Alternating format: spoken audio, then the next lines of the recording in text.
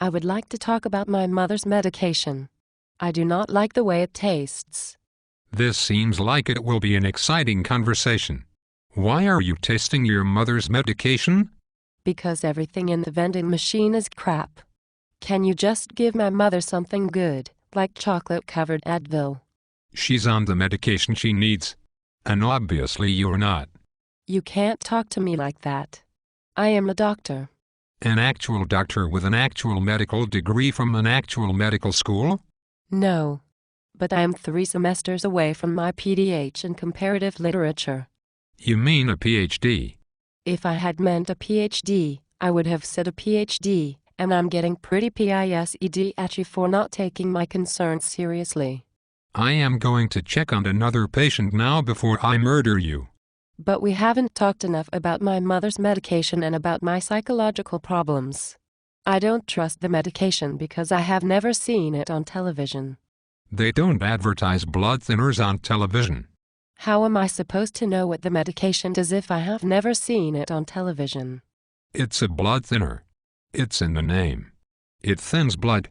What if my mother likes her blood to be thick?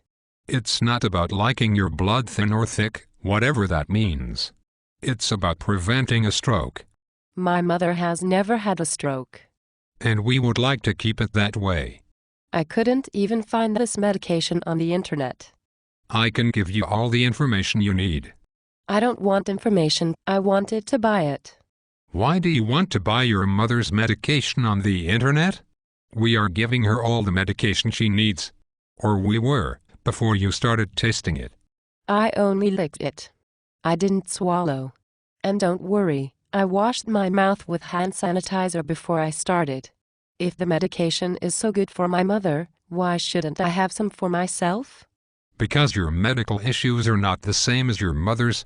For instance, she is not completely bonkers. And no one should ever buy unprescribed medication on the internet. The pharmacy won't give it to me. That's a good thing. Not according to my astrology hypnotist. Dare I ask, what is an astrology hypnotist and what does he have to do with your mother's medication? He is an astrologist who is also a hypnotist. And he gives me and my mother homosexual medicine. I think you mean homeopathic. I think you mean you're going to change my mother's medication because blue pills are the pills of the devil. The color of the pills does not matter. Except to anyone who knows anything about astrology hypnology. You should talk to Fred. Is he your astrology hypnotist? No, he is my imaginary friend. You should also talk to my astrology hypnotist. I would be happy to talk to your astrology hypnotist if I were the kind of person who enjoyed talking to lunatics. He is coming later to bring my mother her kryptonite and a bag of his feces. Kryptonite is a fictional element from the Superman movies. And I won't even start on the feces.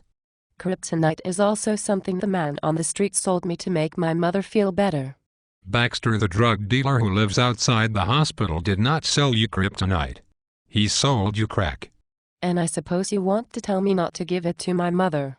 Look, I am getting a PDH. I need to call social services so that we can find someone who is able to take proper care of your mother and who is not in some sort of bizarre astrology cult with her imaginary friend Fred. Fred is not in the cult. And I'm not old enough to get social services. I'm not even in the AARPCA. And I don't think you're ever going to get your PDH. Yeah, that's what my mother said. And look where she is now.